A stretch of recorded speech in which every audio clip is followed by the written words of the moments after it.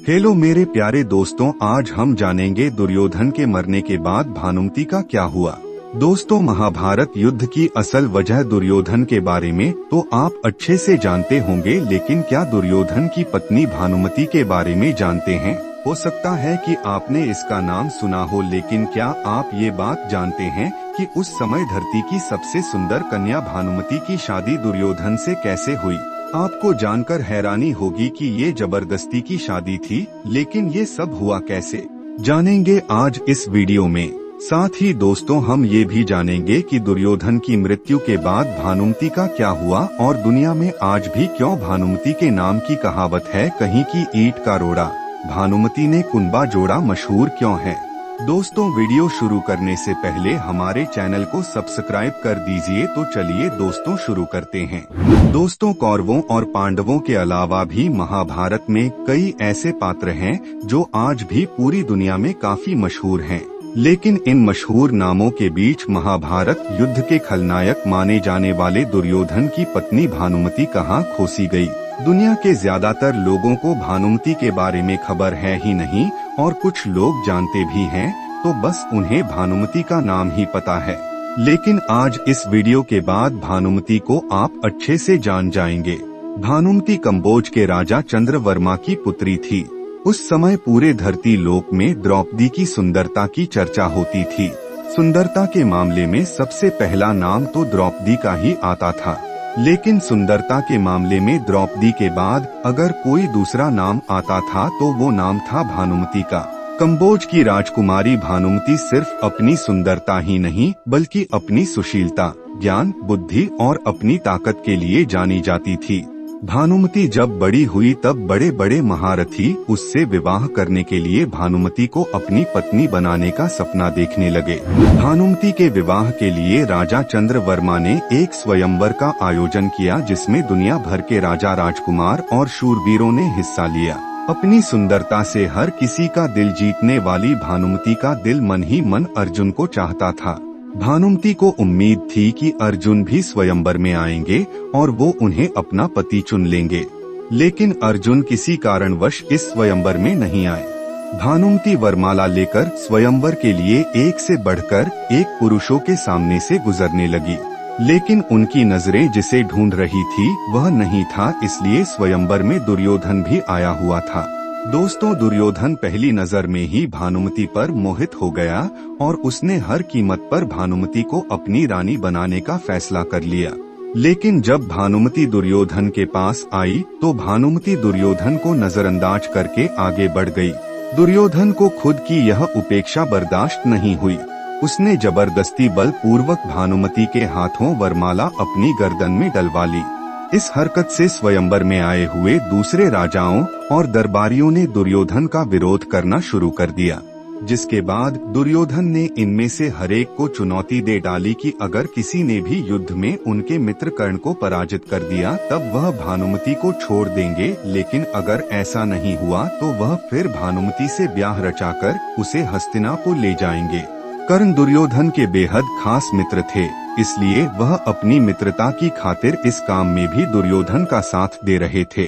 दोस्तों, भानुमति से विवाह की इच्छा रखने वाले योद्धाओं ने एक एक करके कर्ण को चुनौती देना शुरू कर दिया और कर्ण सभी को धूल चटाते रहे। अंत में जरासंध ने कर्ण को चुनौती दी। कर्ण और जरासंध में काफी लंबा युद्ध चला, लेकिन अंत में कर्ण ने जरासंध को भी पराजित कर दिया। कर्ण से मिली हार जरासंध के लिए जीवन की पहली हार थी। सभी योद्धाओं को हराने की खुशी में दुर्योधन ने अपने मित्र कर्ण को मालिनी राज्य उपहार स्वरूप दे दिया। अब दुर्योधन का विरोध करने वाला कोई नहीं बचा था, जिसके बाद दुर्योधन भानुमति को लेकर हस्तिनापुर आ गए। दुर्योधन की इस हरकत से चंद्रवर्मा अत्यंत दुखी हुए और भानुमति भी इस पूरे घटनाक्रम से बेहद दुखी थी। हस्तिनापुर आने के बाद दुर्योधन ने भानुमति से विवाह रचा लिया। भानुमति अपने साथ अपनी एक अत्यंत सुंदर सहेली को भी लेकर आई थी। भानुमति की सहेली उनकी बेहद खास थी और वो उसे कभी भी खुद से दूर नहीं करना चाहती थी। दुर्योधन ने अपनी पत्नी की प्रिय सहेली का विवाह अपने प्रिय मित्र कर्ण से करवा दिया। भानुमति थोड़े दिनों तक तो दुर्योधन से नाराज रही, लेकिन अंत में उन्होंने दुर्योधन को अपना पति स्वीकार कर लिया और फिर दोनों पति पत्नी की तरह साथ रहने लगे। दोस्त, भानुमति सुंदर और बुद्धिमान होने के साथ साथ अपने पति दुर्योधन की तरह बलशाली भी थी। भानुमति कुश्ती की माहिर खिलाड़ी थी। सत्य पर्व के अनुसार भानुमति खेल खेल में अपने पति दुर्योधन के साथ कुश्ती खेला करती और कई बार भानुमति अपने पति दुर्योधन को कुश्ती खेल में हरा देती थी। कुछ समय बाद भानुमति ने जुड़वा बच्चों को जन्म दिया, जिसमें एक पुत्र और एक पुत्री थी। पुत्र का नाम लक्ष्मण और पुत्री का नाम लक्ष्मणा रखा गया। एक राजकुमार और एक राजकुमारी की तरह दोनों की परवरिश हुई और जब यह दोनों बड़े हो गए तब सांसारिक नियमानुसार दुर्योधन ने भी इन दोनों के विवाह के बारे में सोचना शुरू कर दिया। अपनी माता भानुमति की तरह लक्ष्मणा भी अति सुंदर, सुशील और बुद्धिमान थी, जिसकी चर्चा चारों ओर होती थी। दुर्योधन कर्ण के साथ अपनी पक्की मित्रता को रिश्तेदारी में बदलना चाहता था, इसलिए उसने अपनी पुत्री लक्ष्मणा का विवाह कर्ण के पुत्र वृषभ सेन से तय कर दिया।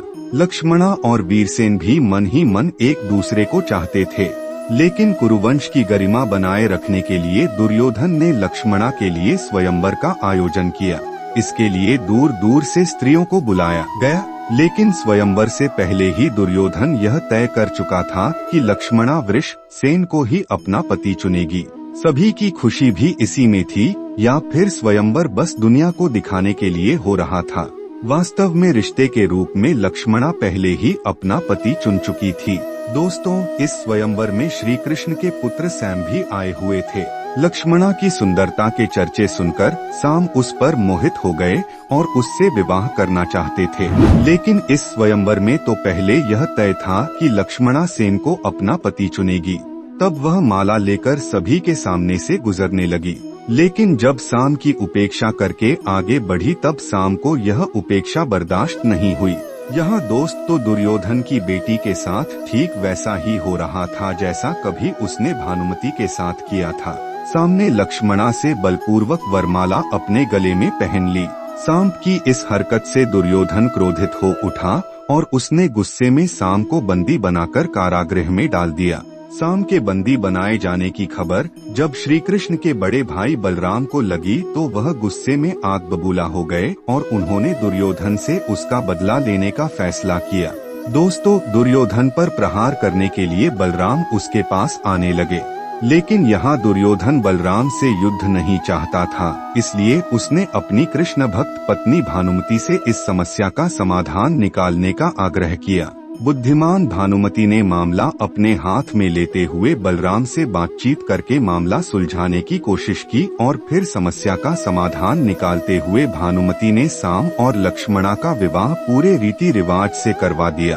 तो दोस्तों, जब दुर्योधन का बेटा लक्ष्मण विवाह के लायक हो गया तब बलराम ने अपनी बेटी वत्सला का विवाह लक्ष्मण के साथ कराने की इच्छा प्रकट की। दुर्योधन इस विवाह के लिए तैयार हो गया और अपने पिता के कहने पर लक्ष्मण भी वत्सला को अपनी पत्नी के रूप में स्वीकार करने के लिए तैयार हो गया।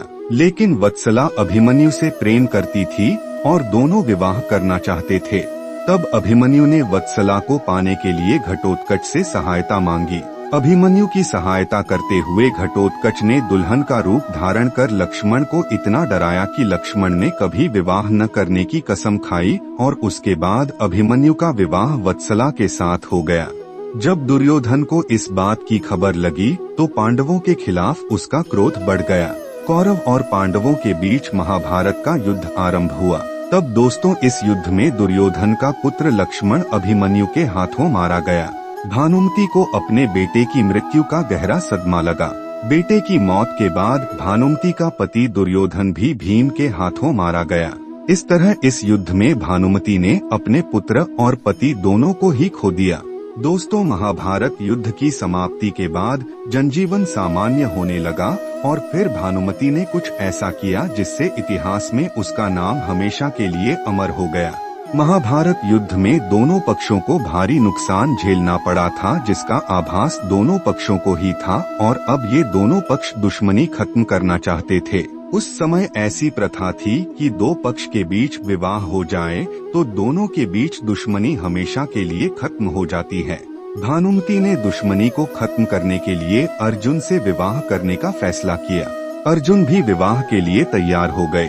अर्जुन और भानुमति विवाह के बंधन में बंध गए और इस विवाह के साथ ही कौरव और पांडव के बीच की दुश्मनी खत्म हो गई और भानुमति ने अपने फैसले से दो कुंभों को जोड़कर एक कर दिया। दोस्तों, यहीं से यह कहावत बनी कही कि ईंट कहीं का रोड़ा, भानुमति ने कुंभा जोड़ा। तो दोस्तों, आपको आज की वीडियो कैसी लगी कमेंट में जरूर बताइएगा। साथ ही वीडियो अच्छी लगी हो तो चैनल को सब्सक्राइब जरूर करें। धन्यवाद।